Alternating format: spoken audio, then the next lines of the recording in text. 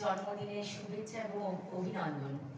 আর রূপকদা সম্পর্কে, যার জন্মদিন তার সম্পর্কে কিছু বলি।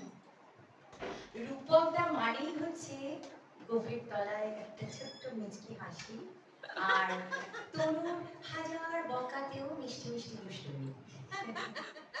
রূপকদা মানে হচ্ছে ভীষণ ভালো একজন বন্ধুত্ব, যে নাকি জীবনে, যার কাছে জীবনের সমস্ত টক ঝাল মিষ্টি সমস্যার সমাধান আছে। উত্তরে হাওয়া দিচ্ছে, অসুবিধে নেই। গরমকালে রোদ আছে তো, অসুবিধে নেই। মা বকেছে, অসুবিধে নেই, আমি আছি তো। বউ বকেছে, চলো চা খেয়ে আসি। রূপকদা মানেই হচ্ছে একদম ঠিক ঠিক।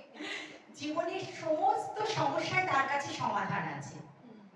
জীবনের সমস্যা মানে যেটুকু বন্ধুর কাছে যতখানি পর্যন্ত পৌঁছানো যায়, সেই সমস্যাগুলোর সমাধান রূপকদার কাছে খুব সুন্দর আছে। যেখানে মন হালকা হয়ে যায়, আর শীতের যে সমস্যায় জীবন একেবারে শীতের রুক্ষ শুষ্ক একেবারে জরাজীর্ণ, সেখানে রূপকদা মানে বসন্তের হাওয়া। ও না, দারুণ এটার জন্য একবার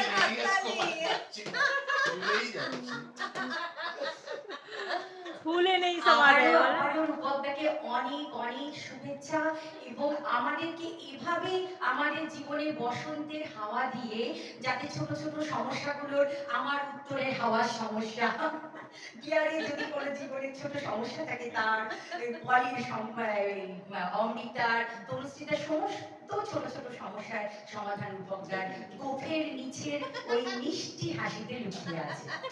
শুধু আমরা খুঁজে নিতে পারলেই হলো। আগামী বছরের জন্য অনেক শুভেচ্ছা থাকলো। এবছর অনেক বাকি আছে। সেই জন্যই তো আগামী বছরের জীবনে আগামী বছরের শুভেচ্ছা দিয়ে যার জন্মদিন তার সম্পর্কে বলা শেষ করলাম। এবার একটা ছোট্ট আমার নিবেদন।